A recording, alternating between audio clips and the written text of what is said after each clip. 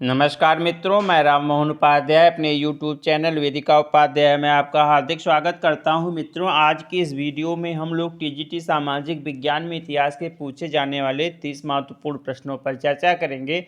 सभी प्रश्न आगामी परीक्षा के दृष्टि से काफ़ी महत्वपूर्ण है। इस श्रृंखला की यह 10वीं वीडियो है।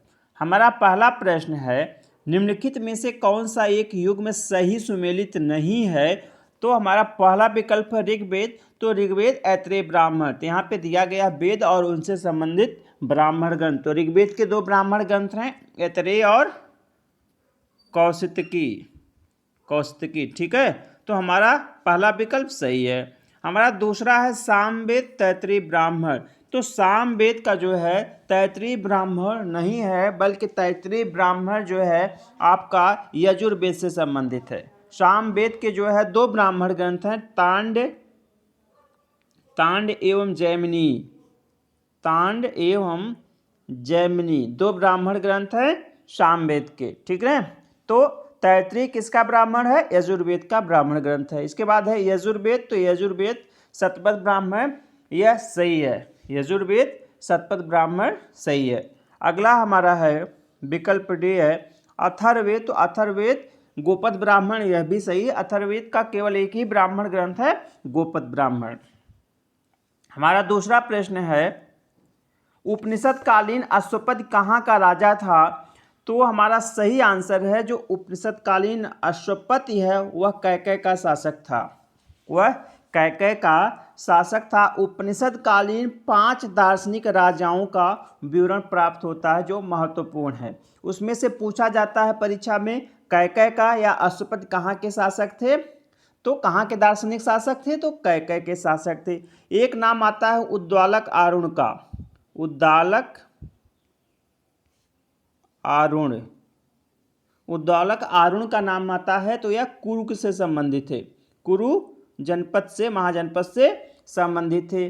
ठीक है, और तीसरा जो आपका आता है अजातशत्रु का नाम आता है। वह अजातशत्रु शासक नहीं, बल्कि यह दार्शनिक राजा थे, उपनिषद कालीन दार्शनिक राजा थे। तो अजातशत्रु जो है काशी से संबंधित थे। कहाँ से संबंधित थे?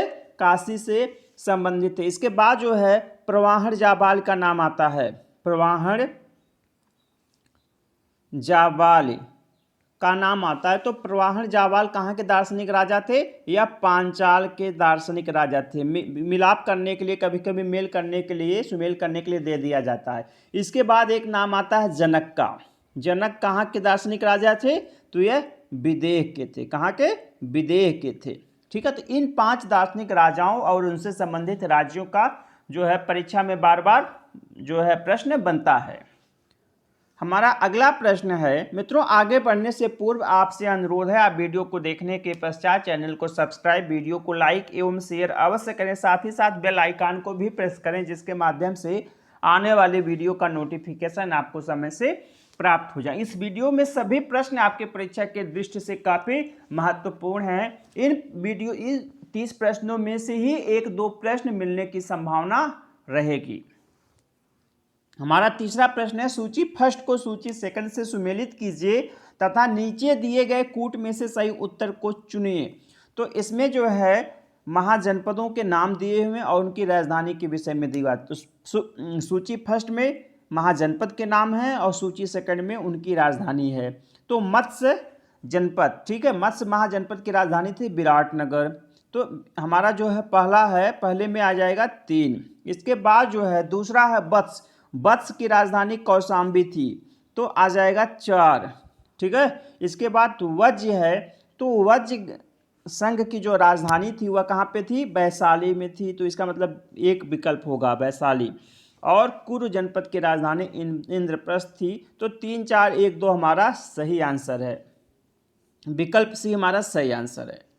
हमारा अगला प्रश्न है, निम्नलिखित में से किस समकालीन संप्रदाय की नंद वंश के विनाश में भूमिका बताई जाती है? तो यह जैन धर्म है। जैन धर्म की भूमिका जो है नंद वंश के विनाश में बताई जाती है। विकल्प डी हमारा सही आंसर। हमारा अगला प्रश्न है, निम्नलिखित में से कौन सा अशोक के साम्राज्य के दक्षिणी भाग का निम्नलिखित में से कौन अशोक के साम्राज्य के दक्षिणी भाग का एक प्रशासकीय केंद्र था? तो अशोक के साम्राज्य के दक्षिणी भाग का जो प्रशासकीय केंद्र था वह आपका था स्वर्णगिरी, वह था स्वर्णगिरी। विकल्प से आपका सही आंसर है। और स्वर्णगिरी जो है, जो आपका मौर्यकालीन दक्षिणापथ था, उसकी राजधानी भी थी। साथ ही साथ जो है यह एक प्रशासकीय केंद्र के रूप में भी चर्चित था। अशोककालीन या मौर्यकालीन कुल 4 प्रशासकीय केंद्रों का नाम मिलता है, जिसमें से पहला आता है जैसे समापा। तो समापा जो है तोसल के अंतर्गत आता था। तोसल कहाँ की राजधानी थी? कलिंग राज की राजधानी थी। तो यह जो है समापा तोसल से संबंधित हो जाता था। दूसरा था कौशाम्बी। तो कौशाम्बी जो है आपका पाटलिपुत्र के अंतर्गत आता था। और आपका था सौराष्ट्र, ठीक है। तो गिरनार जो है सौराष्ट्र के अंतर्गत आता था। मित्रों, हमारा अगला प्रश्न है, निम्नलिखित प्राचीन भारतीय विवाह पद्धतियों में किस एक में वधू शुल्क देने का नियम था? तो इस पर शायद एक बार हमने आपसे चर्चा की है। इस जो आसुर विवाह होता था उसमें कन्या पक्ष को वर पक्ष कुछ शुल्क देना को देना पड़ता था या शुल्क देता था। इसलिए जो है इस विवाह को निम्न श्रेणी प्रदान की गई है, निम्न हेय दृष्टि से देखा जाता था। तो हमारा सही आंसर है विकल्प बी, आसुर विवाह। मैंने आपको बताया था कि जो हमारा हिंदू धर्म है उसमें कुल 8 विवाहों को धर्मसम्मत माना गया है, जिसमें 2 श्रेणियां होती हैं, जिसमें 2 श्रेणियों में उसको विभाजित कर दिया गया, प्रशस्त और अप्रशस्त। ठीक है। तो जो प्रशस्त श्रेणी होती है उसमें 4 विभाग आते हैं, ब्रह्म, दैव, आर्ष और प्रजापत्य। और जो आपका अप्रशस्त विवाह होता था उसमें 4 श्रेणियां होती थी। उसमें होता था आसुर विवाह जो एक हो गया आपका, इसके बाद गंधर्व विवाह होता था, राक्षस विवाह होता था और पैशाच विवाह होता था। यह 4 श्रेणियां इसकी होती थी। तो सबसे निम्न श्रेणी किसको देखा जाता था? सबसे निम्न श्रेणी जो होता है पैशाच विवाह को माना जाता था। लेकिन आसुर विवाह को चूंकि उसमें कन्या शुल्क लिया जाता था कन्या पक्ष के लोगों द्वारा, इसलिए इसे निकृष्ट माना जाता था। हमारा अगला प्रश्न है, पवित्र पत्तु कहाँ के राजाओं की प्रशंसा में लिखी गई कविताओं का संग्रह है? तो हमारा सही आंसर है यह चेर राजाओं की प्रशंसा में लिखी गई कविताओं का संग्रह। इसमें कुल 8 चेर राजाओं का उल्लेख प्राप्त होता है। हमारा अगला प्रश्न है, कायारोहण जिसे लकुलिश पाशुपत संप्रदाय के संस्थापक लकुलिश का निवास स्थान माना जाता है, निम्नांकित में कहाँ था? तो यह गुजरात में कायारोहण जो है कहाँ पे अवस्थित था? गुजरात में था। और यह पाशुपत संप्रदाय के संस्थापक लकुलिश का जन्म निवास था। हमारा अगला प्रश्न है, निम्नलिखित में से किस गुप्त अभिलेख में चंद्रगुप्त द्वितीय को जो है राजाधिराजर्ष के रूप में वर्णित किया गया है? तो हमारा सही आंसर है विकल्प ए। चंद्रगुप्त द्वितीय का जो उदयगिरि गुहा अभिलेख है उसमें जो है उसे राजाधिराजर्ष के रूप में वर्णित किया गया है। हमारा अगला प्रश्न है, वाराहमिहिर निवासी थे। तो वाराहमिहिर जो है एक गुप्तकालीन गणितज्ञ थे और खगोलविद थे, ठीक है। और ये जो है मध्य प्रदेश में पश्चिमी मालवा के निवासी थे। विकल्प पे हमारा सही आंसर। हमारा अगला प्रश्न है, निम्नांकित को कालक्रमानुसार व्यवस्थित कर सही उत्तर का चयन कूट में कीजिए। तो इसमें जो है कुछ चोल शासकों का नाम दिया हुआ, 4 चोल शासकों का नाम दिया है।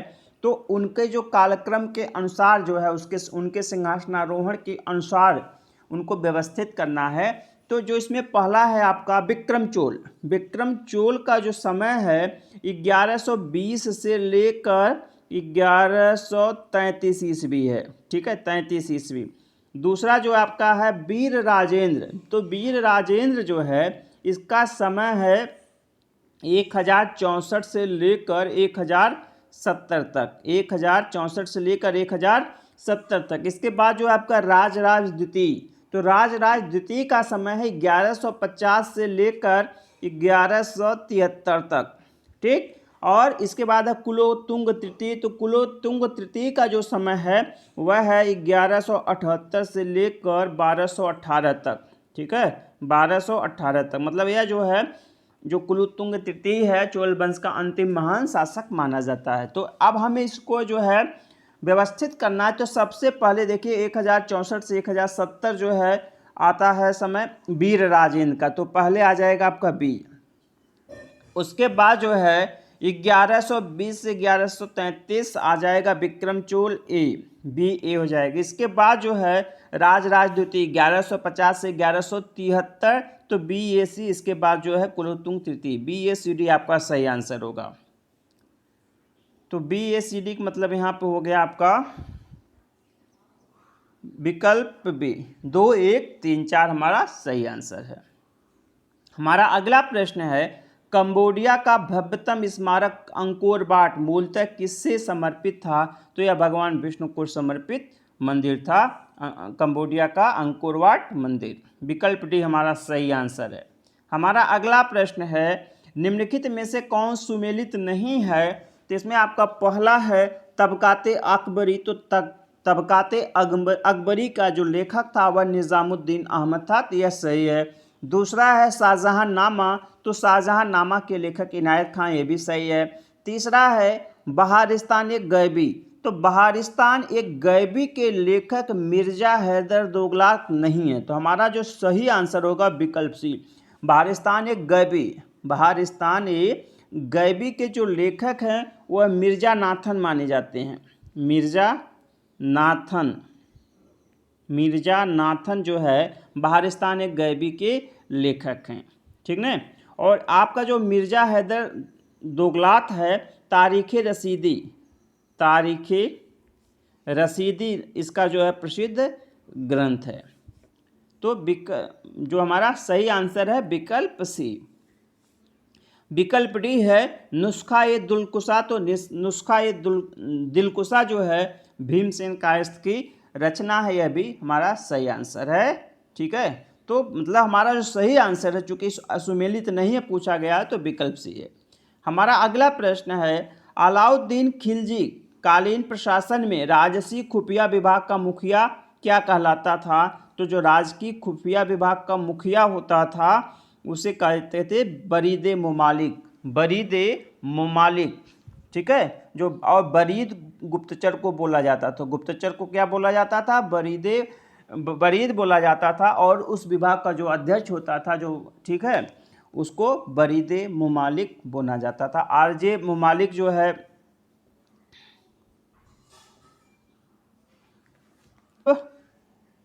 डी, आरजे मुमालिक ये सैन्य विभाग का प्रधान होता था, सैन्य विभाग का प्रधान होता था। और जो विभाग होता था उसको दीवान ए अर्ज के नाम से जाना जाता था, दीवान ए अर्ज के नाम से जाना जाता था, ठीक है। और विकल्प सी है शाहनाई मंडी। तो शाहनाई मंडी जो है यह अलाउद्दीन खिलजी के द्वारा नियुक्त किया गया जो है अधिकारी था। और जो है जितने बाजार होते थे, प्रमुख वस्तुओं के बाजार होते थे, तो चूँकि उनके अलग अलग अधीक्षक बनाए थे अलाउद्दीन खिलजी ने, तो जो अलग अलग वस्तुओं के बाजार के जो अधीक्षक होते थे उनको शाहना मंडी के नाम से जाना जाता है। और विकल्प ए है आपका दीवान रियासत। तो दीवान रियासत की स्थापना भी या नए विभाग की स्थापना जो अलाउद्दीन खिलजी ने किया था, और इसका कार्य था बाजार नियंत्रण को सुचारू रूप से क्रियान्वित करना। हमारा अगला प्रश्न है विजयनगर साम्राज्य की न्यायकार व्यवस्था निम्नलिखित में से किस पर आधारित थी? तो विजयनगर साम्राज्य की जो न्यायकार व्यवस्था थी वह इक्ता व्यवस्था पर आधारित थी, जो कि सल्तनत कालीन इक्ता व्यवस्था थी। तो विकल्प हमारा सही आंसर है। हमारा अगला प्रश्न है मध्यकालीन भारत में व्यापार के लिए यूरोपीय देशों के संबंध में कौन सा सही कालक्रम है?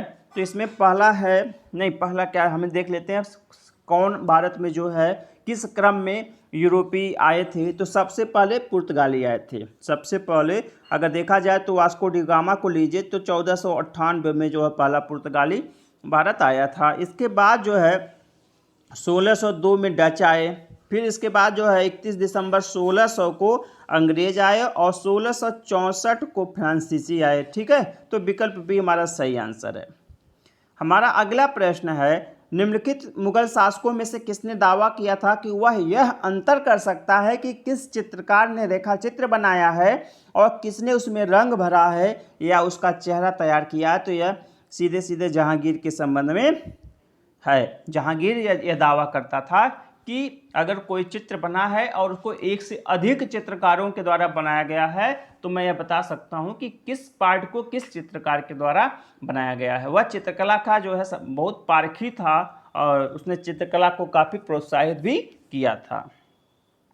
हमारा अगला प्रश्न है खिलअत जो कि मुगल शासकों द्वारा अमीरों को दी जाती थी, वह एक थी। जो खिलअत होती थी वह सम्मान सूचक वस्त्रों को कहा जाता था। तो विकल्प बी हमारा सही आंसर है। हमारा अगला प्रश्न है एज ऑफ कंसल्ट एक्ट 1860 ईस्वी में एज ऑफ कंसल्ट एक्ट 1860 ईस्वी ने लड़कियों के विवाह की आयु कितनी निर्धारित की थी? तो जो ईश्वर चंद्र विद्यासागर के जो है प्रयास से एज ऑफ कंसल्ट एक्ट 1860 पारित हुआ था और इसमें लड़कियों के विवाह की न्यूनतम उम्र जो है 10 वर्ष रखी गई थी। तो विकल्प हमारा सही आंसर है। केवल लड़कियों के विवाह के न्यूनतम आयु से संबंधित था। हमारा अगला प्रश्न है भारत का कौन सा शासक जैकोबिन क्लब का सदस्य बना? तो हमारा सही आंसर है विकल्प बी। मैसूर का सुल्तान टीपू सुल्तान जो है जैकोबिन क्लब का सदस्य था। हमारा अगला प्रश्न है कांग्रेस में 1922-23 में स्वराज ग्रुप में कौन सम्मिलित नहीं था? मोतीलाल नेहरू और CR दास ने इसको जो है बनाया था। ठीक है, स्वराज ग्रुप का जो है निर्माण किया था।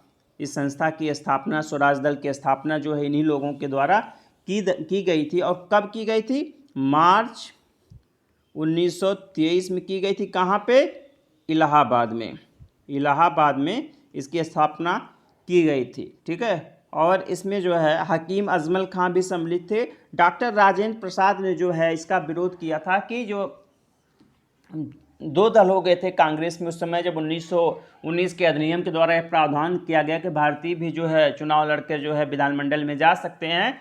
तो मोतीलाल नेहरू, हकीम अजमल खां और चित्तरंजन दास, इन लोगों का कहना था कि हमें जो है विधानसभा में जाकर वहाँ पर उनका विरोध करना चाहिए, उनकी नीतियों का विरोध करना चाहिए। तो ये परिवर्तनवादी कहे गए और जिन लोगों ने ऐसा करने से मना किया वह अपरिवर्तनवादी थे। तो जो डॉक्टर राजेंद्र प्रसाद हैं वह अपरिवर्तनवादी हैं। हमारा अगला प्रश्न है रेशमी रुमाल षड्यंत्र को संगठित किया था? तो रेशमी रुमाल षड्यंत्र केस जो है लगभग 1913 के आसपास का है। तो अब्दुल्ला सिंधी और बरकतुल्लाह ने जो है इसे संगठित किया था। हमारा अगला प्रश्न है कांग्रेस ने मूल अधिकारों का प्रस्ताव कहाँ पारित किया था? तो हमारा सही आंसर है विकल्प डी, कराची अधिवेशन। कराची अधिवेशन 1931 में हुआ था और सरदार पटेल ने जो है इस अधिवेशन की अध्यक्षता की थी और इसमें पहली बार जो है मौलिक अधिकारों का प्रस्ताव पारित किया गया था। हमारा अगला प्रश्न है निम्नलिखित घटनाओं पर विचार करें। तो इसमें है पहला कैबिनेट मिशन है। ठीक है, ये पहले देख लेते हैं क्या पूछा गया। Cabinet mission, Bombay plan, Simon commission और माउंटबेटन प्लान, इनका सही अनुक्रम पूछा गया है। तो सबसे पहले हम देखते हैं कि कैबिनेट मिशन भारत कब आया था। तो कैबिनेट मिशन जो है 24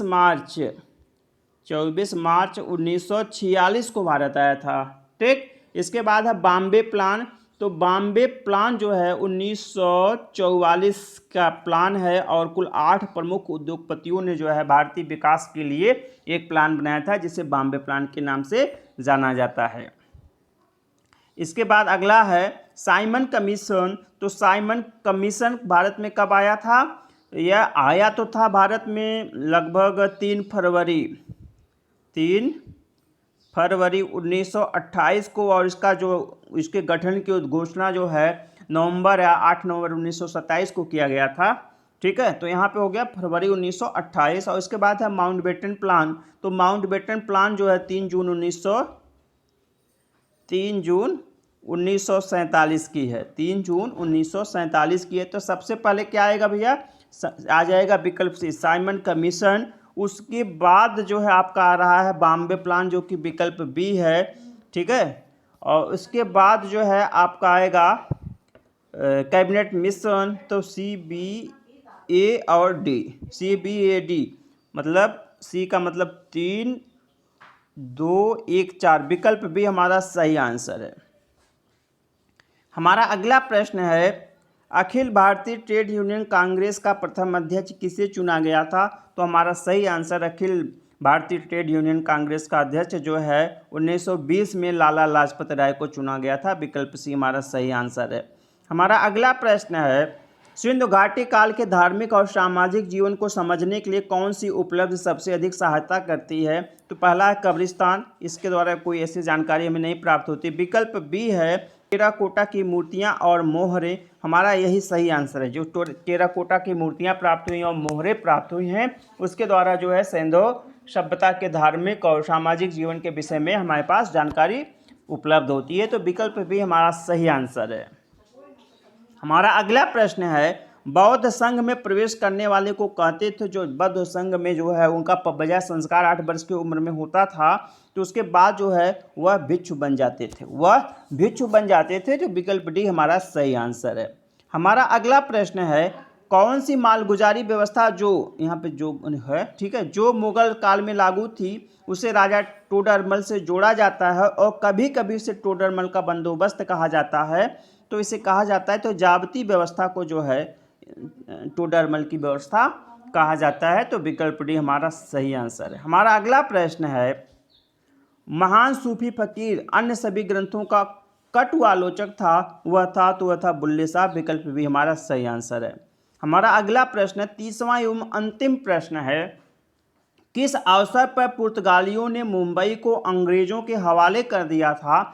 तो इसमें जो हमारा सही आंसर है यह विकल्प ए, चार्ल्स द्वितीय की ब्रागना की पुर्तगाली राजकुमारी कैथरीन से शादी के समय में 1661 ईस्वी में। कब? 1661 ईस्वी में जो है इंग्लैंड के राजा चार्ल्स द्वितीय का विवाह जो है कैथरीना की पुर्तगाली राजकुमारी कैथरीन के साथ हुआ था। किसके साथ हुआ था? कैथरीन के साथ हुआ था। और पुर्तगालियों ने चार्ल्स द्वितीय को दहेज के रूप में बम्बई का द्वीप प्रदान किया था। और बाद में 1668 में कब शादी हुई थी? 1661 में। 7 साल बाद जो है 1668 में चार्ल्स द्वितीय ने जो बम्बई का द्वीप है उसको अंग्रेजों को बेच दिया। ठीक है, तो हमारा विकल्प हमारा सही आंसर है। मित्रों, इस वीडियो में मैंने कुल 30 महत्वपूर्ण प्रश्नों पर चर्चा की। सभी प्रश्न आपकी परीक्षा के दृष्टि, चाहे असिस्टेंट प्रोफेसर का एग्जाम हो, टीजीटी सामाजिक विज्ञान का एग्जाम हो, पीजीटी हिस्ट्री का एग्जाम हो, केबीएस, एनबीएस, ठीक है, assistant professor history, assistant professor ancient history, चूँकि सभी प्रश्न इसमें मिश्रित होते हैं। पीसीएस, UPSSC द्वारा आयोजित होने वाले पेट परीक्षा सभी के लिए महत्वपूर्ण है। तो आप इस वीडियो को ध्यानपूर्वक जरूर देखिए और अपने मित्रों को भी शेयर कीजिए। आप सभी को सुनने के लिए बहुत बहुत धन्यवाद। नमस्कार।